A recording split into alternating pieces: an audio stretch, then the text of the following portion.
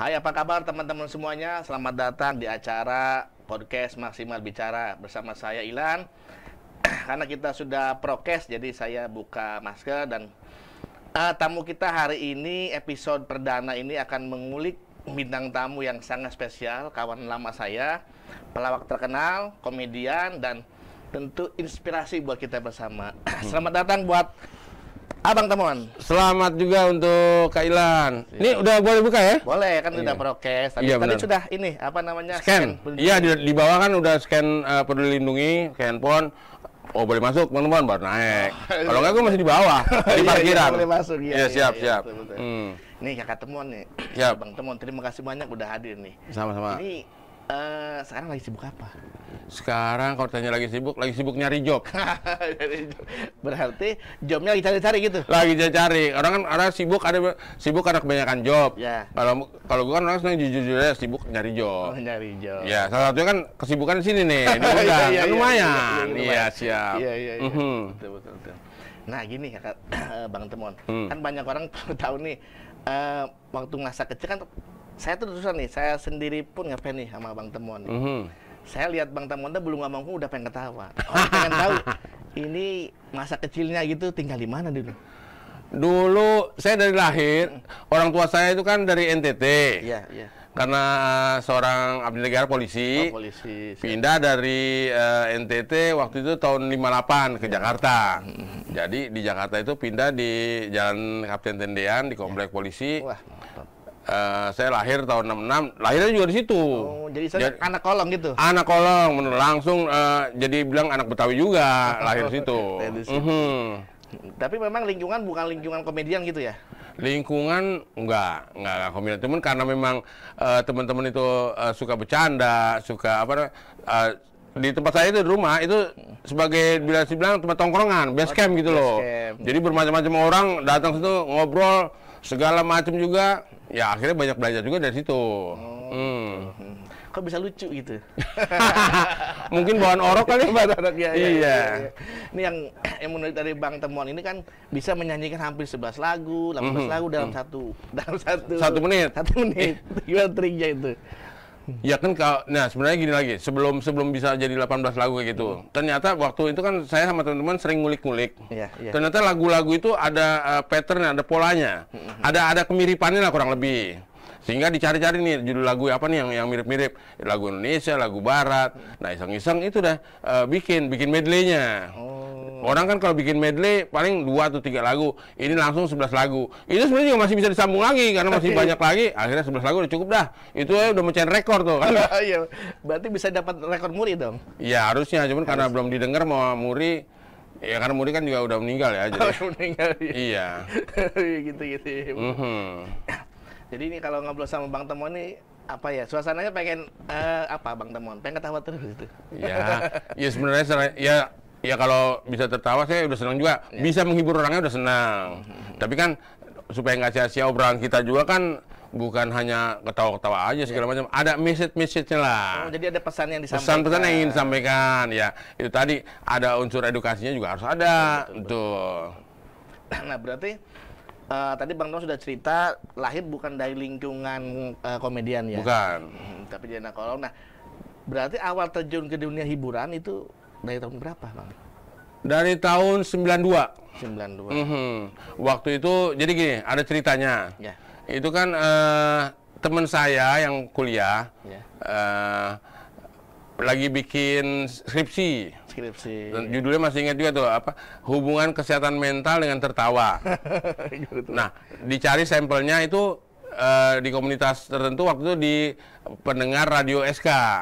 Jadi waktu itu datang ke radio SK, Radio Suara Kejayaan. Sekarang juga udah nggak ada tuh. Udah nggak ada radionya. Iya, waktu itu karena tahun 2000 itu tutup radio SK, singkatnya Suara Kejayaan. Di situ banyak melahirkan komedian-komedian tanah air lah. Pas bikin seperti itu, Pak studionya bilang ke teman saya, anak-anak psikologi ini dong ngisi acara dong di radio gue, kata gitu. Karena kan mereka pingin lihat juga gaya-gaya mahasiswa bercanda lah. Betul. Nah, waktu itu teman saya bingung nyari siapa aja nih yang bisa mau untuk siaran gitu. Yeah. Tiba-tiba teringat Karena saya di kantin kantin kampus, itu sering-sering bercanda. Akhirnya langsung ingat, oh ya kita ajaknya ketemuan gitu. Waktu itu saya diajak sama teman saya. Akhirnya datanglah ke Radio SK itu. Sampai situ sendiri, akhirnya saya juga baru lihat, oh studio ini seperti ini ya gitu. Ternyata itu pertama kali ke studio. Bener, itu aja selesai rekaman. Yang teman-teman saya baru pulang, saya nggak pulang. Saya pindah lagi ya, pengen tahu. Kan saya orangnya rasa taunya tinggi, pengen tahu gitu. Ini apaan? Emang kelihatan kayak orang kampungan sih. Norak lah gitu, nanya-nanya segala macem. Terus sampai orang siaran aja saya liatin juga. Sampai saya ngomong juga, misalnya Ilan siaran nih. Itu siaran kayak gitu gimana sih caranya gitu. Nanya, sampai diajak juga siaran. Nah, waktu diajak siaran waktu itu ternyata kan didengerin sama kepala studionya, Capsto-nya. Paginya saya ditegor, kamu jangan main masuk-masuk gitu aja, kata gitu kan. Orang saya diajak sama penyiarnya kan gitu. Tapi akhirnya dibilang juga, kalau kamu mau siaran, nanti saya kasih slot acara. Waktu itu slot acara siaran pertama saya tuh sama Abdel Ahrian. Abdel selesai yang di Mama Dede itu. Ya, selesai dia cuti, dia dipasangin sama saya. Itu aja waktu kan belum tahu nih saya siaran sama Abdel. Sampai sempat saling mencurigai salah mengira orangnya lah. Karena waktu itu saya lagi duduk di meja satpam, tiba-tiba dari pintu lift kebuka, masuk si Abdel tuh, ngelewatin depan saya. Si Abdel sempat berpikir tuh, wah ada satpam baru nih gitu kan. Jadi dia main lewat aja. Nah saya lagi duduk di meja satpam juga lagi mikir, ini satpam baru, satpam lama belagu banget nih kayak gitu. Jadi sama menyangka satpam gitu kan. Nggak taunya begitu pas mulai acaranya, dah duduk bareng, lagi siaran. Dah sama satpam kita siaran. Begitu waktu itu. Iya, jadi satpam siaran begitu. Iya. Akhirnya ternyata penyiaran juga. Nah, saya kan juga, ya gua kan bintang tamu juga sini gitu. Akhirnya sama-sama tahu lah. Jadi Bang Temo sama Bang Abdel itu ketemunya di Radio SK itu? Di Radio SK, benar. Bukan teman kuliah gitu, bukan? Bukan. Walaupun memang sama-sama di UI. Kalau Abdel itu kan FISIP, Fakultas Ilmu Sosial dan Politik. Saya psikologi. Berdekatan memang kampusnya, fakultasnya. Dan dia kan angkatan 89, kalau saya 85. Jadi adik kelas saya, istilahnya gitu. Nggak boleh ngelawan si Abdel sama seniornya. Nih Bang, dengan UI, masuk UI kan susah. Berarti Bang Temo pinter dong masuk UI? Iya pinter, bener. Ya banyak orang bilang begitulah. Kalau masuk UI kan pinter. Ya emang bener lah. Seleksinya emang ketat. Tapi kalau lulusan lama kalau pinter? Emang tahu lu? Emang saya 10 tahun? 9 tahun bener. Tahun 85 saya masuk. Tamatnya tahun 94. Nah pertanyaan ini sering saya dengar tuh setiap kali ada reuni SMA. Paling males banget kalau tanya. Gimana tuh? Begitu ngobrol-ngobrol, kuliah di mana? Di UI gitu kan. Terus ditanya, kok bisa sampai lama gitu? Berarti lu blow on dong. Terus saya bilang, yang blow on bukan gue, lu. Buktinya lu yang nggak masuk UI. Kan gitu kan. Terus ditanya lagi, masih neken lagi. Ya terus kenapa bisa sampai 9 tahun gitu? Terus saya ajak pinggiran dikit gitu. Saya bisikin dia, masuk UI susah. Ngapain keluar buru-buru? Bilang gitu. Sayang gitu. Iya.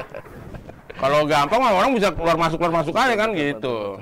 Sebenarnya bentuk ngeles aja. Bentuk ngeles ya. Karena kebanyakan biasanya mahasiswa abadi itu mahasiswa lama itu jurusan teknik. Iya. Harus katanya Mapala, mahasiswa paling lama. Paling lama ya. Kalau Om Temo kan jurusannya psikologi ya. Iya. Kenapa suka dengan psikologi? Jadi waktu kecil saya memang orang gitu. Iya, mungkin karena almarhum bapak saya itu suka langganan majalah psikologi untuk Anda. Mungkin nggak tahu sekarang masih ada apa enggak tuh ya. Itu saya suka baca-baca tuh. Wah, tentang kasus-kasus orang seperti apa, terus bisa diatasi. Nah, akhirnya tertarik tuh. Wah, enak juga kalau bisa mecahin masalah-masalah orang, kurang lebih begitu. Itu udah tertanam tuh. Waktu dari SMP malah. Sampai akhirnya begitu SMA kan mulai ada penjurusan, mulai ada niat untuk kuliah lah. Saya makanya memilihnya psikologi. Ini mohon maaf nih, bukan berarti sombong nih, karena waktu itu saya masuk nggak melalui Cipenmaru. Oh gitu. PMDK tahu? PMDK. Apa tuh Om? Bisa dijelasin? Pertama masuk keluar. Bukan. Penelusuran minat dan kemampuan, bakat dan kemampuan. Nah. Jadi sudah dari SMA pun udah dipantau gitu? Udah. Artinya waktu itu kan ngambil nilainya kan dari kelas 1 kelas 2. SMA-nya nggak apa sebutin nih ya. Sebutin dong. Ya. Tahun berapa SMA-nya? Ya, saya itu dari SMA 3 Setiabudi. Oh, Setiabudi, Jakarta. Selatan sini. Dari situ ternyata waktu kelas 2 itu wali kelas saya bilang, "Nih kamu bisa dicalonin untuk masuk PMDK nih." Waktu itu saya belum tahu kan. Iya, iya. Apa namanya? Ternyata diambil nilai-nilai dari situ. Nah, kelas 3-nya dapat apa tes PMDK kayak tadi, Iya. masuk. Pilihan pertama saya waktu itu psikologi UI, kedua ekonomi Gajah Mada. Ekonomi Gajah Mada. Berarti nggak terus tertariknya di UI. Ya, dapatnya di UI, benar. Karena Om Tomon itu lahir besar di Jakarta. Benar, Jadi biar benar. lebih dekat gitu mungkin ke UI ya. Ya, biar itu juga ongkos. Enggak, sebenarnya malah lebih mahal. Karena kan waktu itu kan, jadi UI kan dibagi dua tuh. Kalau yang di Salemba IPA. IPA ya. Kalau yang IPS itu di Romangun. Ternyata di Romangun waktu itu sampai tahun 97 kita pindah ke Depok. Jadi sempat 2 tahun saya ngerasain kuliah di Romangun.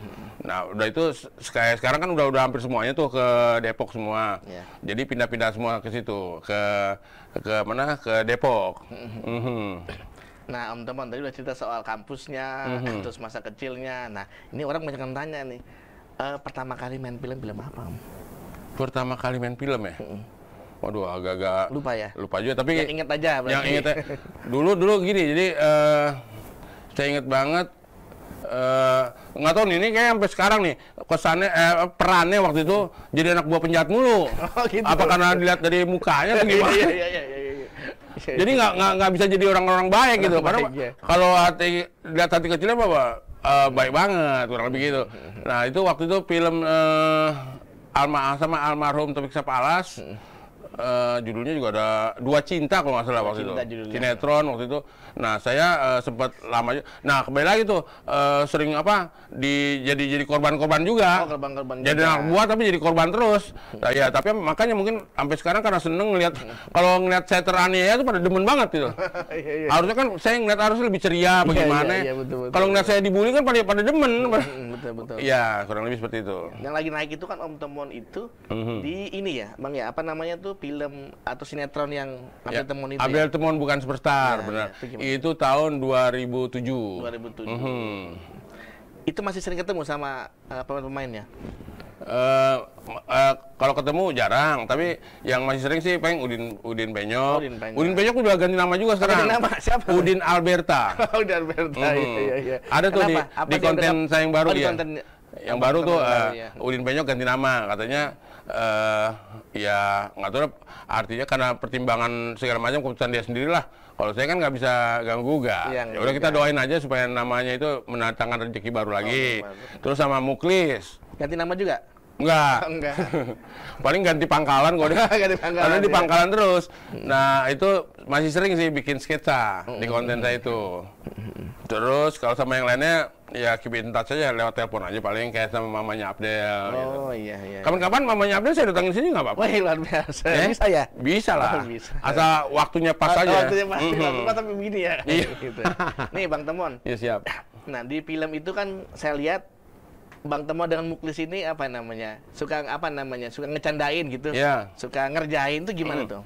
Nah, spontanitas atau memang di skrip kan? Betul. Waktu itu kan jadi setiap kali syuting itu yang pertama kali mungkin kalau menurut saya mungkin buat menghibur krunya juga kali yang diambil itu pasti di pangkalan Muklis, saya sama Muklis duluan. Di situ jujurnya kan pertama daripada pakai skrip dulu, cuma karena lama kelamaan kayaknya lebih enak tuh kalau spontan aja, tapi tetap kita latihan dulu lah, minta persetujuan sutradara dulu dan ternyata seneng. Nah, di situ kan ngerjain untuk ngebohongin Muklis terus.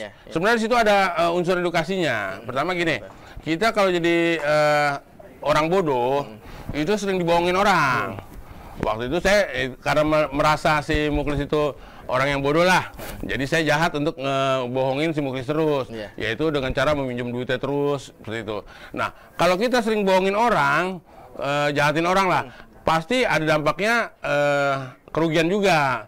Di ujung-ujungnya, makanya setiap kali di ujung sinetron itu pasti saya sial sama ceweknya entah ditampar lah atau gimana, kurang lebih gitu. Soalnya sampai jadi ide begini, lu dimuklisin lu gitu, sampai gitu. Sampai keluar istilah seperti itu ya. Iya. Wah, lu dimuklisin lu gitu. Iya. Nih, Bang tadi mulai berterjun ke dunia hiburan tuh tahun 92. 92, ya. 92. Berarti sudah sekitar puluhan tahun ya? Kalau nih kayak tahun ini nih rencananya nih mudah-mudahan jadilah sama si Abdel mau bikin 30 tahun permusuhan saya sama Abdel. Oh gitu. Jadi bukan pertemanan. Sana. Iya, kan itu kan menarik tuh dari judulnya orang kok permusuhan udah 30 tahun nih. Betul. Kalau dibilang 30 tahun pertemanan Abdel sama teman, kan orang kurang tertarik. Kurang tertarik. Nah, kita bikin 30 tahun permusuhan ini seperti apa nih permusuhannya kurang lebih gitu. Jadi dengan Cing Abdel ini udah 30 tahun. 30 tahun benar. Luar biasa ya udah kayak. Udah seumuran Ilan belum? Hampir. Hampir ya. Apa namanya ya? Tambah 4 tahunan.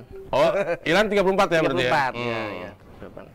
Luar biasa itu pertemanan yang sangat ada yang paling berkesan dengan Sebenarnya udah lengkap banget tuh, udah ngumpul tuh. Artinya dari kita Abdul juga sering di konten Abdul sering cerita juga. Kita yang belum pernah tuh cuman berantem secara fisik aja lah. Kalau udah masalah omongan-omongan mah udah katam lah, udah sering, udah biasa segala macam dari bercanda, nggak bercanda, sampai bercanda lagi, udah sering lah. Jadi udah terbiasa. Makanya banyak orang juga menilai kalau saya sama Abdul itu, wah ini sepelannya cocok nih berdua. Bukan, itu karena udah terbiasa aja saya sama Abdulnya. Karena kalau dari bukan budaya ya, lingkungan dulu deh. Si Abdul tuh tinggalnya kan di Gimana? Bisangan Lama. Oh, Bisangan Lama Jakarta Timur. Jakarta Timur. Dia tinggal dekat Pasar Enjo namanya. Oh, Pasar Enjo. Nah, saya sendiri di Mampang. Itu juga dekat Pasar Mampang. Jadi sesama anak pasar juga nih kan gitu, teman-teman kan tahu sendiri lah. Iya. Terus dari pendidikan, sama-sama dari UI. Iya. Jadi banyak kemiripan yang akhirnya kita untuk ngeblend itu lebih cepat. Lebih cepat. Iya. Berarti kata dengar-dengar pernah diam-diaman 2 tahun gitu. Ya, waktu itu kan karena memang mungkin panggilan apa nih untuk netizen ya? Bebas aja. Bebas ya. Mungkin untuk teman-teman ya pernah lihat juga lah di konten kita masing-masing, di kontennya Abdel, di kontennya Temon. Awal mulanya sering terjadi perselisihan. Nah, itu akhirnya kita berdua pun menyimpulkan bahwa terjadi perselisihan itu karena itu awal kebodohan kita. Itu kan sama-sama egonya sama-sama tinggi lah. Oh iya. Ya, artinya begitu sampai disimpulkan seperti itu. Ini awal kebodohan kita nih. Karena ternyata kan perbedaan itu biasa. Iya. Jadi jangan dijadikan itu menjadikan suatu masalah yang akhirnya merugikan kita berdua juga, kurang lebih gitu. Akhirnya seperti sekarang ini udah kembali lagi, udah balik lagi lah. Oh, sekarang berarti udah rukun. Udah musuhan lagi. Musuhan lagi. Ya rukun lah, akhirnya begitu. Iya, betul. Maksudnya diperpanjang musuhannya. Iya. Betul. Dibikin aja series permusuhan gitu ya, seru juga. Iya, bener berarti ya. Kayak sinetron gitu. Nih Bang, apa namanya? Abang itu kan selain terkenal sebagai komedian, waktu kita ketemu di sana tuh di mana ya? 2 bulan lalu nggak salah ya. Abang cerita saya tuh suka MC gitu ya. Lebih susah MC apa susah jadi pelawak? Mungkin lebih tepatnya gini, stand up. Jadi kalau saya sendiri jujur saya bilang tuh ke Ilan atau ke siapapun teman-teman gitu ya, saya lebih senang disuruh MC dibandingkan saya disuruh stand up, karena jujur berat buat walaupun sih memang kalau saya paling ngandelin ketenaran lah, karena orang lihat. Tapi kan buat saya kan nggak puas. Betul. Kalau kita nge-MC itu kan kita bangun sih sedikit. Nanti begitu, saya suka bilang, nanti stand up-nya gue kasih bonus deh, kurang lebih gitu. Karena penonton udah terbiasa dulu. Kalau kita stand up misalnya jam 9, temen maju untuk stand up, itu tiba-tiba kita nongol, kita harus bikin ketawa orang kan nggak gampang. Agak-agak repot. Makanya saya bilang gitu, udah. Misal Ilan mau ngasih job nih, Lan, gue nge-MC aja lah. Nanti stand up-nya gimana? Ntar gue kasih bonus stand up-nya gitu. Jadi karena udah terbangun dulu penontonnya. Karena kalau stand up komedi itu taruhannya orang ketawa gitu ya? Iya, ya pasti gitu kan, orang ngarepinnya udah jamin lah, pengen ketawa nih. Nah, ternyata kita nggak lucu, kan makin garing, crispy. Lebih tepatnya gitu. Iya. Nih Bang, ada nggak tips atau trik gitu buat teman-teman yang mau jadi MC, mau jadi komedian, ada nggak trik-trik jadi MC gitu? Sebenarnya satu, ini seperti tadi pagi kan sebelum kesini kan saya tadi siaran dulu. Iya. Ada yang lagi pada magang nih, jauh loh kesian loh, mahasiswi dari Ciamis. Dari Ciamis. Makanya datang ke radio itu untuk magang lah. Saya bilang kalau kalian juga mau jadi apa namanya, jadi artis atau mau jadi presenter atau gimana, awal mula yang paling baik itu tempat belajarnya jadi penyiar. Oh, jadi penyiar. Karena kenapa begitu? Karena tapi kalau sekarang sih memang ada perubahan lah, bisa streaming. Kalau dulu kan cuma suara doang, terus kita nggak ada penonton lagi. Cuman bisa menghibur orang yang kita nggak tahu lagi nonton apa lagi dengerin gimana. Tapi mereka begitu dengerin kan bisa senyum, bisa ketawa seperti itu. Kita dilatih imajinasi kita seperti apa situasinya bisa kita ciptain sendiri. Nah, makanya oleh sebab itu kalau seorang penyiar itu biasanya lebih mudah untuk menjadi presenter atau jadi host karena udah terlatih untuk mikir yang orang belum sempat mikirin lah, kadang-kadang gitu. Jadi lebih mudah gitu ya? Lebih mudah, bener. Nih Bang, tinggal di Jakarta sudah umur berapa teman-teman? Umur 55. 55, itu luar biasa. 5 sama sebenarnya. 5 sama. Iya. Tambahin aja lah sama teman ini. Coba. Jadi 56 boleh? Ya dari sananya modalnya saya ngebalik dong. Ngebalik ya. Ini kita lagi dagang balik apa ya? Nggak tahu nih. Nih Bang, ini kan udah 55 tahun di Jakarta. Ini bisa diceritakan nggak dari tahun ke tahun perkembangan Jakarta ini? Wah, banyak banget bedanya memang. Kalau dulu kan belum ada apa namanya LRT segala macam. Iya, MRT, terus bikin di daerah saya sendiri Tendian tuh ada flyover kan dari Trans TV sampai ujung Ciledug tuh apa namanya? Puri apalah? Puri Beta. Puri Beta, benar. Jauh banget. Tapi emang lebih cepat sih, jadi kadang nggak macet kan, di atas jalan sendiri. Betul. 15 menit tuh. Biasanya sejam lah paling nggak kan, tapi sekarang jadi 15 menit. Kita emang untuk itu perubahan-perubahan yang saya lihat signifikan lah dengan adanya perubahan-perubahan sekarang. Dulu juga sendiri, terutama dengan lingkungan saya waktu itu. Saya kan tinggal di komplek, terus di pinggir kali, yang dilewati kali juga. Itu kalau hujan sedikit aja itu banjir. Hujan dikit banjir, panas dikit kebakaran. Artinya kayak gitu, hujan begitu banjir biasanya tergenang sampai 2 hari 3 hari. Tapi dengan adanya pelebaran atau segala macam, paling hitungannya jam. Misalnya banjir sekarang nih, 2 jam kemudian udah surut lagi, begitu. Ya perubahan-perubahan yang bagus lah untuk pemerintah. Untuk pemerintah ya. Nih, berarti Bang Temon itu ngalamin zaman tidak ada handphone. Ya, ngalamin. Itu gimana caranya saya kontak-kontak itu? Dulu janjian sama teman gimana itu? Dulu makanya dulu pakai telepon umum, terus meningkat pager. Pager udah ngalamin dong pasti ya? Ngalamin. Kayak gitu. Kadang-kadang kita curhat, cuman operatornya kan jadi tahu kita mau ngomong apa. Itu kan nggak asik sebenarnya. Iya betul. Iya. Gitu.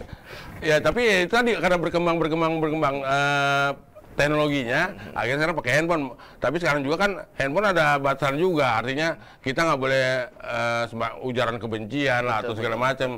Ingat itu bisa apa istilah disadap atau segala macam. Makanya banyak koruptor tangkap. Dulu kan aman-aman aja kan. Iya. Bisa digerakkan di bawah meja selesai. Kalau sekarang mau dibalik meja pasti ketahuan juga gitu. Teknologi canggih. Ya jadi seperti itu. Kalau susah biasanya kita cuma datang.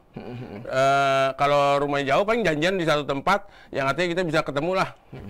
Itu doang paling bedanya. Tapi lebih asik begitu sebenarnya. Karena kan ada serunya perjalanan kita menuju tempat itu. Kalau sekarang jujurnya kalau ya paling memang lebih masalah waktu aja lebih ringkas lah. Tapi kalau untuk situasinya itu yang nggak kita dapetin. Situasi perjalanannya di bus itu ketemu orang atau ngeliat cewek cakep kan gitu. Kenalan gitu ya. Ya seperti itulah yang saya rasain.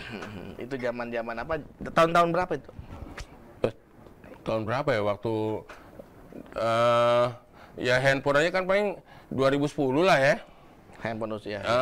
Terus mulai pager itu 97-an lah. 97-an. Terus berarti artinya setelah itu kan ya telepon umum. Kayak misalnya kayak waktu siaran di radio. Dulu sampai ada telepon umum tuh dekat studio. Itu sampai gantian mulu. Kadang-kadang teman, buruan dong gue juga mau nelpon nih. Biasanya nelpon fans, biasanya gitu. Janjian kayak gitu. Ya kesulitan-kesulitannya gitu. Akhirnya dengan adanya sekarang ada handphone segala macam, udah semua orang juga nggak ada yang terganggu, bebas sendiri. Nah, ini kita udah ngomong terus nih, haus juga nih Bang. Ya, minum dulu Bang, ini namanya Bravo SS punya Pak Bobi ini. Oh, kirain styrofoam, dia bisa minum nih. Kita minum dulu nih Bang. Oh, kirain pemanis doang. Oh, ini bisa diminum nih. Bisa diminum. Punya siapa nih? Punya Pak Bobi, kawan kita. Oh, Oh, Pak Bobi. Pak Bobi ini Apa namanya? Bravo? Bravo SS. Bravo SS. Oh, berasa volume SS. Iya, iya. Gimana rasanya, Bang? Ini apa nih? Rasa apa nih? Ini rasa Jeruk, dibilang jeruk, tapi jeruk. agak Thai tea. Thai tea. Nah, gue seneng nih, lebih terasa Thai tea-nya. Rasa-rasa, ya lainnya nggak ada, bener. Nah, ini Bang. Untuk dapetin ini di mana nih? Wah, Ini biasa apa misalnya gue suka nih, apakah nyari udah masuk di aplikasi GoPay atau apa gitu bisa? Udah, ini udah ada di Gojek. Gojek. Ada juga di IG, Bang. Oh, ada nanti di deskripsinya ada ya? Ada, nanti di sini ada. Oke, Ada. disponsori oleh Bravo SS. Buatan Kak Bobi. Buatan Kak Bobi. Tapi nggak perlu ya tulisan buatan Kak Bobi itu ya? Nggak perlu. Ya, Kak Bobi nggak ngejual, yang ngejual kan Bravo SS ya? Iya, Siap. Betul. Aduh, ini cuma minum doang nih, nggak ada makan nih.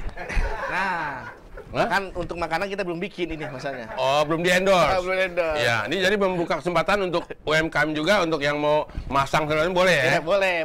Jadi kita rasain, kita eksplor juga. Oh, makannya mantep nih. Makanya buruan datang ke sini. Bergabung ke sini. Ini dibuka kesempatan juga untuk Buka kesempatan, Bang. UMKM masang masang seperti ini. Ini dimulai dengan dari Bravo Kak Bobi dulu nih. Bobi. Bravo SS. Mungkin nanti ada makanan apa segala macam ya bolehlah. Ya, ditunggu ya. Ya, terus Ya, ini gratis. Silakan untuk mendukung UMKM. UMKM. Oh, mau daftar sini nggak ditarik bayar, gratis ya? Tidak. Malah diberi kesempatan. Diberi kesempatan Bener. supaya UMKM kita naik kelas. Nih, Betul. Bang. Ini kan kalau ngomong UMKM segala macam kebanyakan ngebicarakan pengusaha segala macam. Nah, saya mau dengar dari pandangan Abang nih soal UMKM, soal harga telur naik segala macam. Gimana, Bang? Ini memang yang ya saya sih bukan berarti belagu juga, tapi saya juga di konten saya itu kan saya memberikan kesempatan yang saya bilang tadi untuk UMKM kan butuh media, butuh etalase lah untuk kejualan supaya bisa dikenal orang lebih banyak. Makanya salah satunya seperti ini, ditaruhlah di meja, terus kita cobain, entah itu bentuknya makanan atau mungkin ada juga yang di konten saya itu sepatu, segala macam seperti itu. Jadi kita kasih lihat, wah ini sepatu mantep nih, kurang lebih seperti itu. Kita bantu promosin juga. Supaya karena itu tadi orang itu karena nggak ada kesempatan, kadang-kadang mungkin memasang iklan mahal. Iya. Jadi ini kan udah bentuknya gratis, dia ditonton oleh berapa orang kan banyak. Oh, ini udah jutaan. Makanya kayak di konten saya kan penontonnya udah 12 atau 13 juta lah. Kan lumayan tuh dilihat orang banyak. Nah, biasanya emang ada efek sampingnya. Akhirnya biasanya di deskripsi supaya orang yang pengen ngubungin itu ada tuh, ke tempat situ, ke alamat itu. Betul. Biasanya pesanan-pesanan biasanya juga datang sendiri ke mereka. Nah, itu kita ngebantu saudara-saudara kita yang UMKM tadi supaya lebih meningkat. Betul. Gitu. Ini saya coba lagi ya berarti. Nah, coba lagi, Bang. Biar ini kalau udah minum ini banyak ide. Iya. Ide-ide cemerlang, nanti ada banyak pekerjaan. Mungkin bukan banyak ide, banyak minum nih. Iya. Ya, soalnya lantai 8 ya. Ini lantai 8. Saya tadi naiknya nggak pakai lift sih, lewat tangga, jadi agak-agak capek ya. Ini baru nyampe lantai 3 nih. Lantai 3 ya. Berarti setiap lantai satu ini? Iya. Belum, tadi ngebayangin doang tadi. Nah, sekarang bentuk nyatanya. Ya, nanti Abang pulang bisa dibekelin. Oh, boleh ya? Oh iya, ke Pak Bobi. Emang orangnya banyak juga sih yang lagi nungguin di rumah. Iya. Kadang-kadang di rumah menang lagi banyak pasti katanya ya. Iya. Ya, berarti bisa bawa ini. Ya, siap. Jadi, ya tapi nggak bisa, ini karena nggak langsung sih ya, jadi nggak bisa dipromosiin. Ngasih tahu teman-teman saya. Lu jangan pada pulang dulu, ntar gue bawain nih minuman dari Kak Bobi. Nah, begitu. Iya. Tadi ngomong-ngomong soal renovasi rumah, katanya kalau nggak dipantau itu yang kerjanya pada males. Males. Ya itu mungkin ya kebanyakan nih, itu karena mungkin kita kan sering terbiasa gitu, wah nggak ada bos, udah kita santai aja lah. Kalau ada bos, ada yang mantengin di kantor atau di mana aja kan begitu. Biasanya kita kerja lebih serius kalau dipantau oleh atasan. Sebenarnya itu kan yang sifat kurang baik. Kalau memang kita dapat tugas apa, ya kita kerjain aja dulu kan begitu. Jangan terlalu mengharapkan imbalan lah. Tapi biasanya imbalan yang pasti itu kan prestasi kita.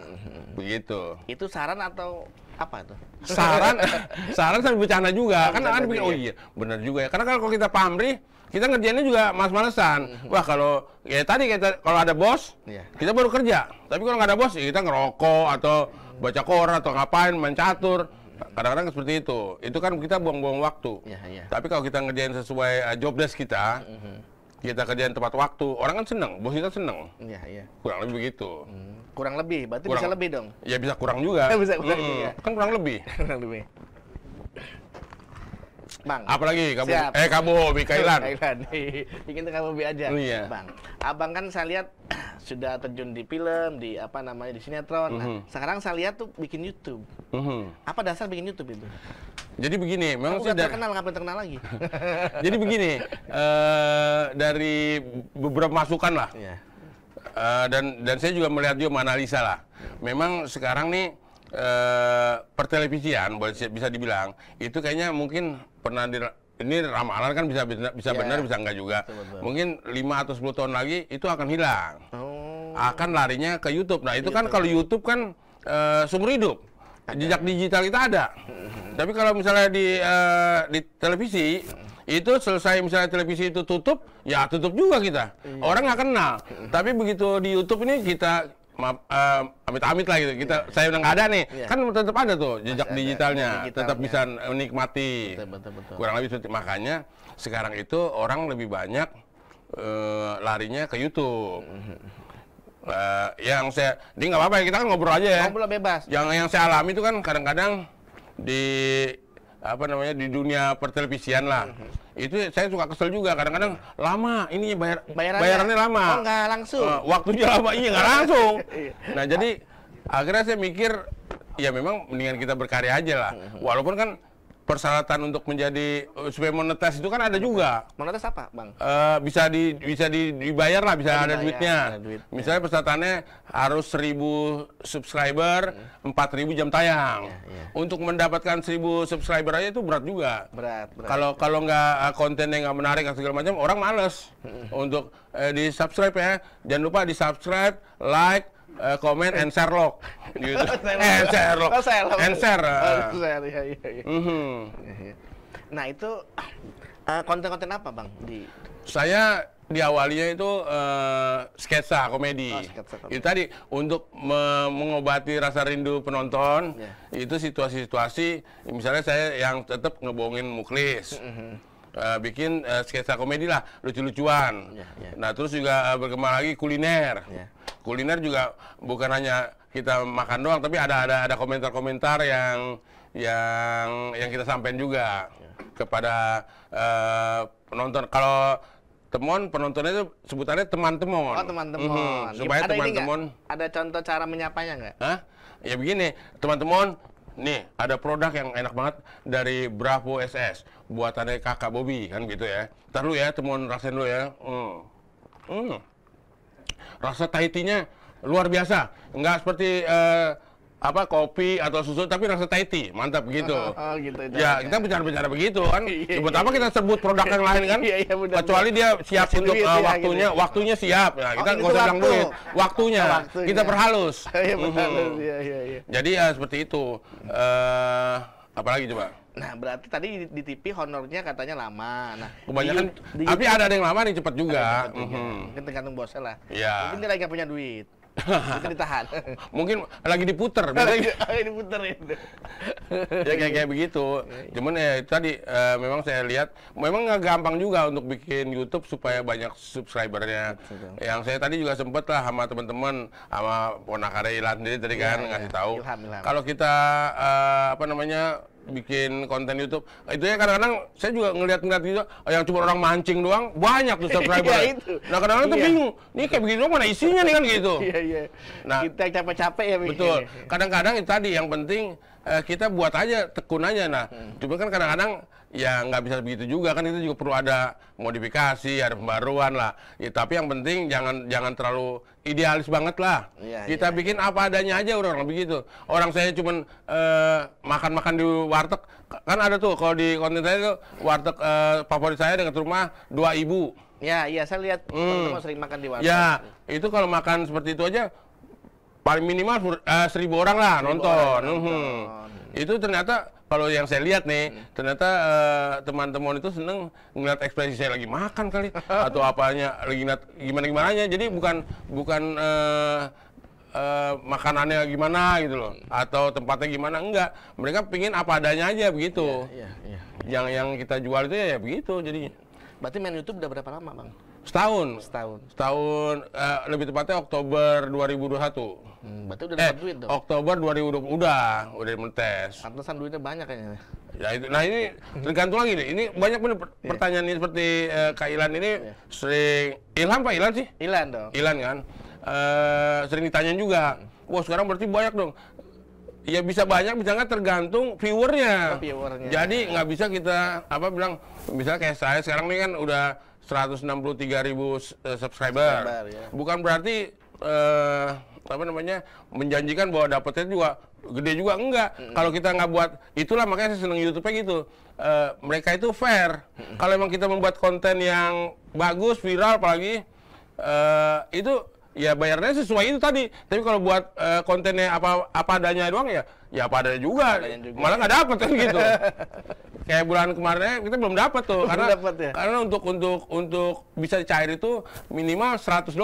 Minimal 100. Oh, ada minimal bayarnya. Ada, benar, bisa transfernya. Betul. Kurang lebih seperti itu. Tapi kan awal bikin YouTube tujuannya bukan hanya itu kan ya? Bukan hanya itu tadi, supaya saya sebenarnya ingin mengobati rasa kangen.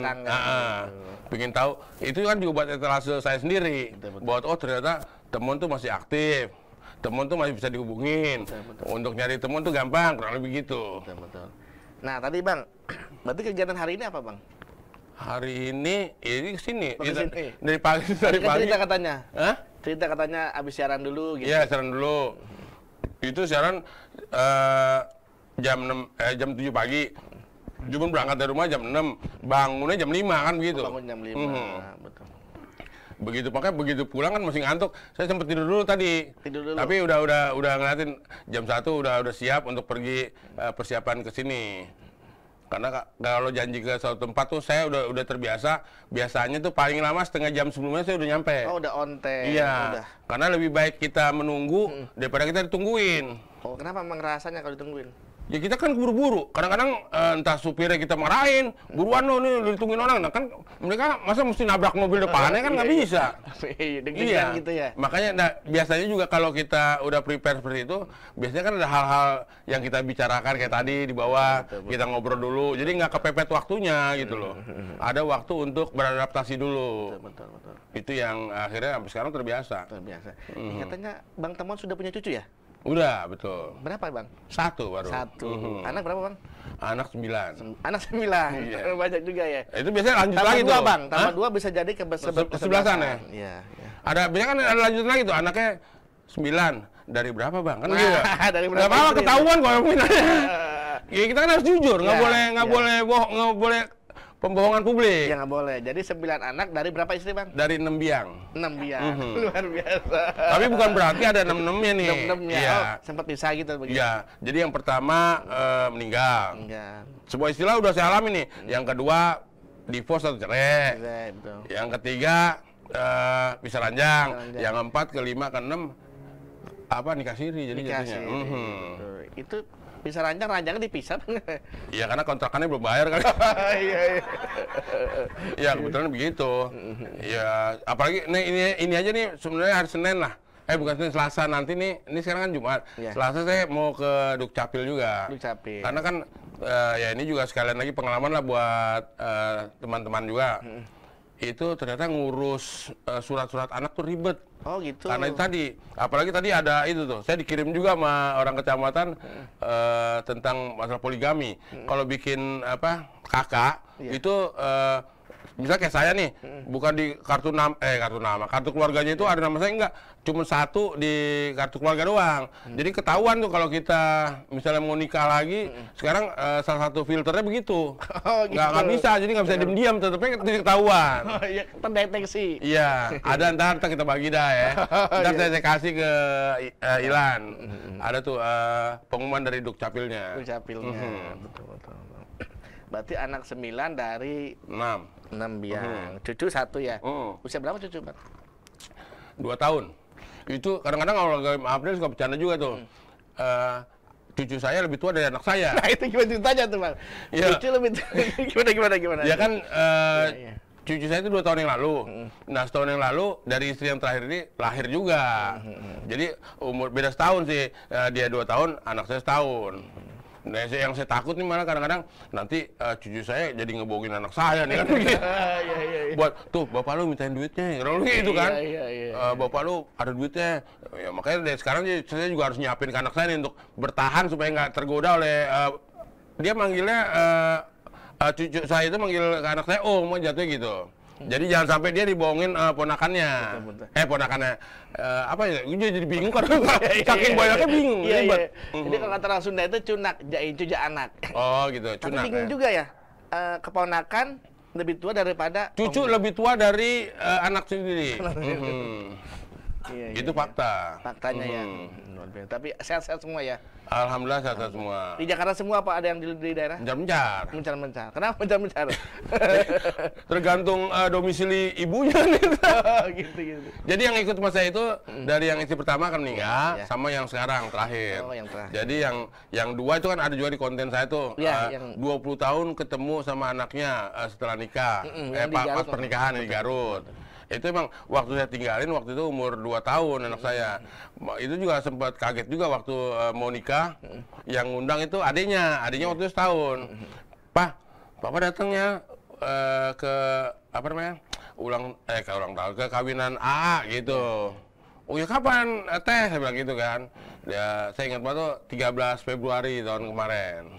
Tahun 2021 berarti.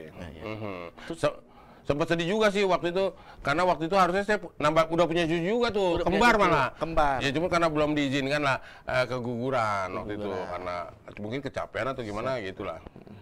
Harusnya udah 3 cucu juga. Cucunya ya. Iya.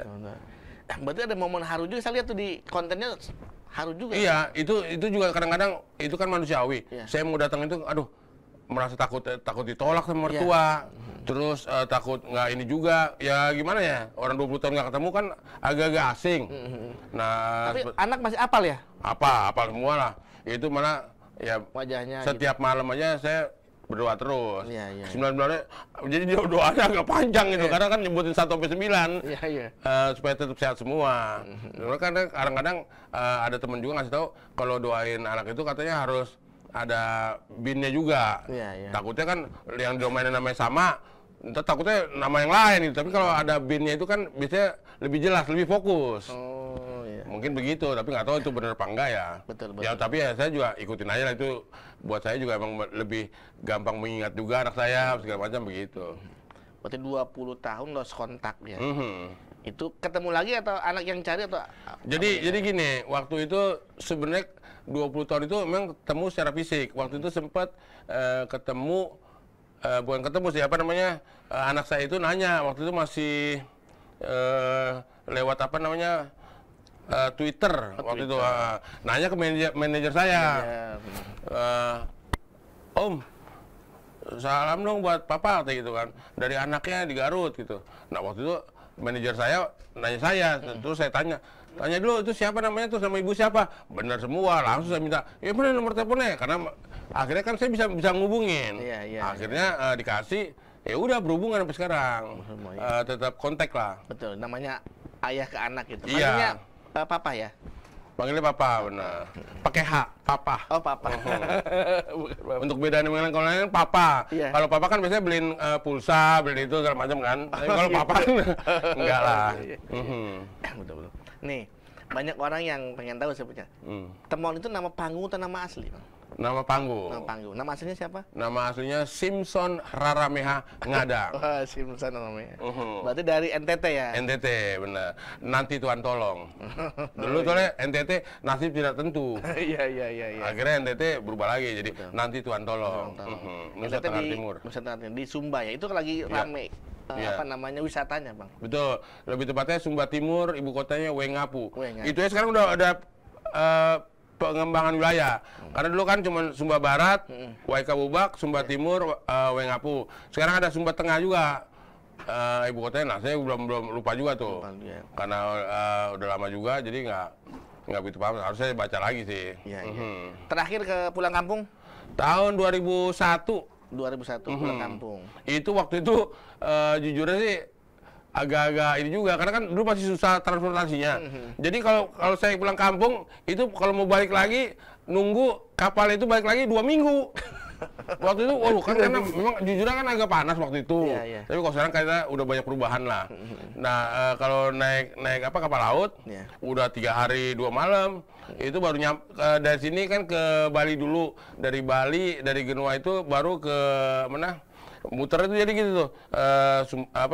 NTB, NTT, naik ke atas lagi. Apa namanya, terakhir tuh di Makassar. Nanti baru balik lagi tuh. Nah itu butuh waktu 2 minggu. 2 minggu. Itu kalau pakai kapal laut. Kapal laut. Tapi pesawat ada ya? Kalau waktu itu belum ada, tapi ada. sekarang udah ada bandara kecilnya. Bandara kecil. Iya. Karena kalau bandara gede belum siap di sana. Belum siap, benar. Dengan eranya Pak Jokowi ini ada tuh apa namanya, bandara kecilnya. Bandara kecil. Betul. Jadi lebih cepat lagi, lebih mudah lah. Betul. Berarti orang tua dulu merantau apa tugas ke Jakarta? Ya tadi saya bilang, karena kan sebagai polisi, Iya. tugasnya pindah-pindah. Jadi kakak saya itu ada yang sempat lahir di NTB. Nah, lebih banyaknya sisanya itu kakak saya 11 bersaudara. 11 bersaudara. Anak keberapa? Anak ke-7 saya. Anak ke-7. Berarti punya kakak 3 gitu? Punya kakak 6 dong. Oh, 6. Apa namanya, ada yang lahir, yang nomor 3 itu lahir di NTB. NTB. Nah, 4 sampai 11 di Jakarta. Di Jakarta. Berarti Bang Temon juga dulu waktu manggilnya papa atau ayah ke almarhum? Papa. Berarti papa pindah-pindah tugas ini, berarti sekolah-sekolahnya pindah-pindah juga? Ya, waktu, ya kan itu tadi, kakak nomor 1 nomor 2 kan di Sumba, di NTT. Waktu tugas ya, nomor 3 di NTB, di Bima waktu itu. Nah, karena terakhir pindah itu tadi dari 4 sampai ke 11 di tahun 58, apa namanya, udah nggak pindah-pindah lagi. Betul. Menetap di Jakarta. Di Jakarta sampai sekarang. Udah 63 tahun berarti ya. 63 tahun. Luar biasa. 11 bersaudara hidup semua? Enggak, tinggal 6. Oh, tinggal 6. Akhirnya berguguran satu. Nomor 1, nomor 2, 1, 2, 3, yang 4 masih ada, nomor 5, 6, 7, 8, 9, 11. Yang nomor 10 meninggal. Berarti yang terakhir umur berapa, saudara? Kalau 75 berarti berapa? 56 ya? 56, 46 ya? 46. Adik saya yang nomor 11 itu 46 ya. Betul. Semuanya udah punya anak semua. Iya, rumah juga udah pindah-pindah. Ada yang di Cilengsi, ada yang di Sawangan, Depok, gitu. Betul. Cinere. Cinere. Berarti itu yang dari NTT ayah apa dua-duanya, ayah sama ibu? Sama ibu, betul. Ayah sama ibu. Nah, sebenarnya ibu tuh, bapak itu asli NTT. Yeah. Ibu turunan Chinese. Oh, turunan Chinese. Makanya nggak tahu deh. Saudara saya itu dari 11 itu nggak ada yang mirip-mirip. Jadi ada yang istilahnya ada yang mirip NTT banget, Yeah. ada yang mirip Cina, ada yang segala macam. Nah, kalau saya mungkin yang nggak jadi kali ya, hancur ya. Yang nggak diniatin, jadi begini. Yang penting kan jadi juga kan gitu. Yang penting kan semua kenal. Iya. Nah, Bang Temon, pernah nggak merasakan, kan gini, tadi sudah perjalanan hidup kan ada naik turun segala macam ya. Pernah nggak merasakan titik terendah gitu? Ya biasanya kalau titik terendah yang saya rasain itu, saya malah berusaha untuk untuk mencoba berpikir positif aja. Iya. Jadi kadang-kadang kan kalau terlalu artinya kan ini manusiawi. Iya. Kita kan merasa, aduh, kayaknya udah nggak bisa ngapa-ngapain nih. Udah mau usaha ini segala macam. Kayaknya nggak ada perubahan lah. Iya. Kadang-kadang itu kan menyebabkan kita juga jadi down juga. Betul. Belum lagi tuntutan dari anak-anak saya kan tadi banyak tuh.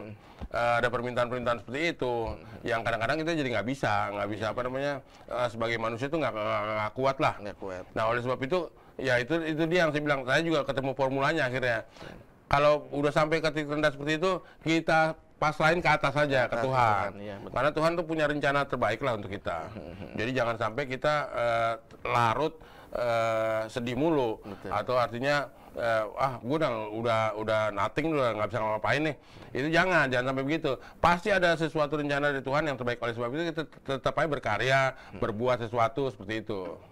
Gitu. Nah, di masa pandemi ini kan banyak orang yang usahanya Pada turun, iya benar. turun, banyak artis yang sepi job gitu. Betul, ya. Ada pesannya Bang buat? Ya, teman-teman? itu tadi yang saya bilang, jangan kita patah hati atau patah arang lah. Artinya semua itu kita kembali aja. Kita berpikir, wah pasti ini ada rencana Tuhan yang lebih baik lagi nih setelah ada pandemi ini.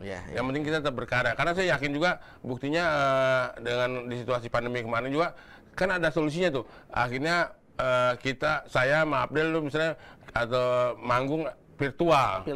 Iya, walaupun sejujurnya kita nggak puas, karena kan biasa ngadapin penonton. Tapi kali ini cuma di studio seperti ini sekarang nih, akhirnya cuma menghibur sini doang. Kita kan pengen biasa di lapangan yang penontonnya banyak.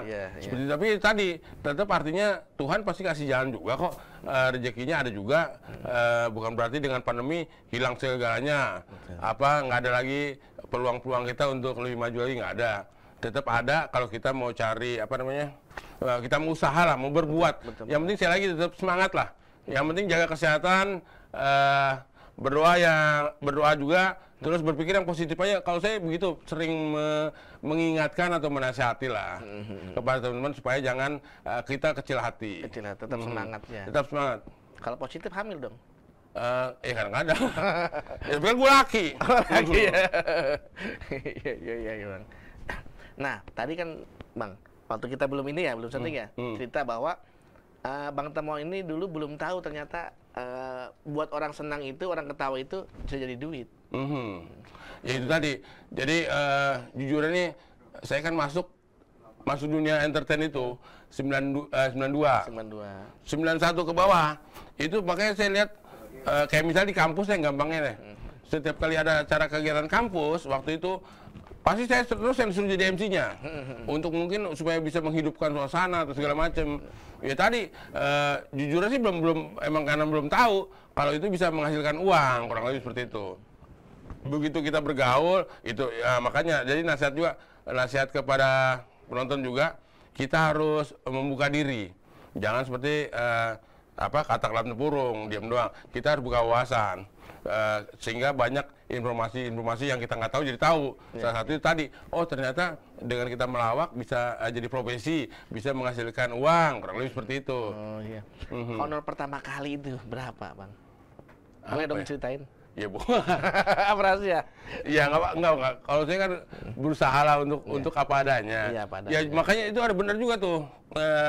Sering kan kita dengar jokes-jokes. Ya pertama kali ya cuman nasi kotak doang. Beneran itu? Iya, seperti itu. Karena kan karena jujurnya waktu itu belum begitu tahu banget. Asal udah dapat nasi kotak atau minum itu kita udah seneng. Tapi yang ternyata di balik itu ada sesuatu lagi.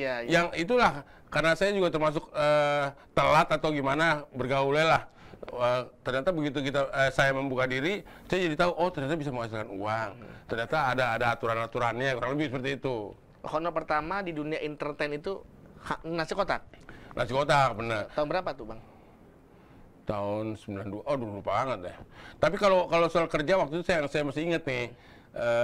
Waktu saya jaga di kelas, jaga Supermaru. Ingat gak? Waktu anak-anak SMA mau kuliah, itu kan biasanya ikut Supermaru di kelas-kelas itu jaga pasti jaket kuning kan? Iya. Anak mahasiswa UI semua. Betul. Itu saya ingat banget tuh, cuma berapa ya? 165.000 berapa gitu lah.